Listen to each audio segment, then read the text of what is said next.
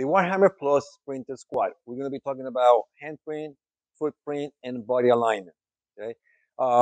First and foremost, we need to decide where we're going to have the Warhammer Plus. I put it on my right side.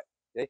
This is going to be a contralateral movement, but it can also be ipsilateral, meaning that if I have, let's say, my left leg forward, okay, the load can be on the opposite side.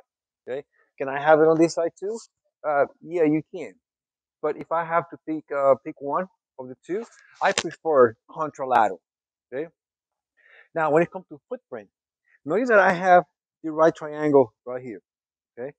So if it, because I'm gonna do a contralateral sprinter squat, that means that my left foot is gonna be at the top of the hypotenuse. Okay, right here. Okay, and my right foot is gonna be at the bottom of the hypotenuse. Okay, as relate to handprint, I'm gonna have, if the bar is on the right side, my right arm is gonna be close and tight to my body.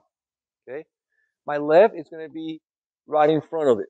Okay, some people like it, right at holding the bumper plate or the steel plate. Okay, I don't have it here, but regardless, I usually prefer to be here.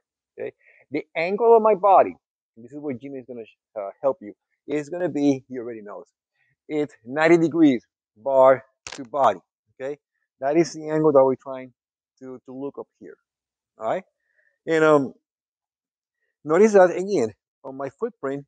I just want to reiterate that the width of your feet is hip width, and is represented by uh, the x-axis of the bottom, or the hypotenuse, the base of the, I'm sorry, the base of the right triangle.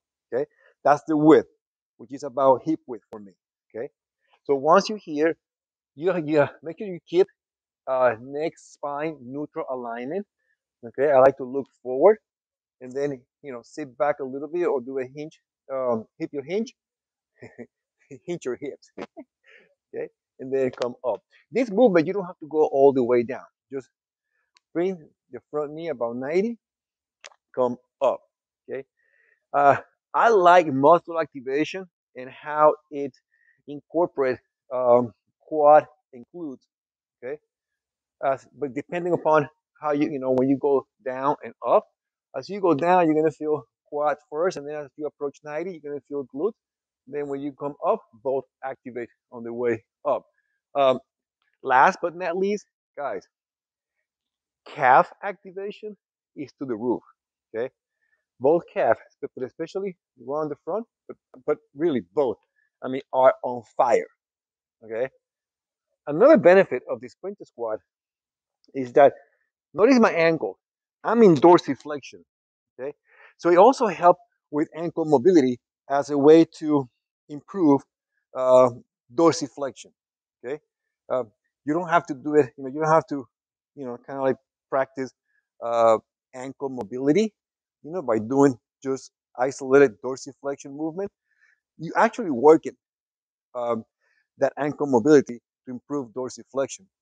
Common mistakes that I see is, you know, people get in the right stance, but then it's just a tendency of collapsing, dropping the heels, and then break out the hip, and then start doing the sprinter squat with your hip flex.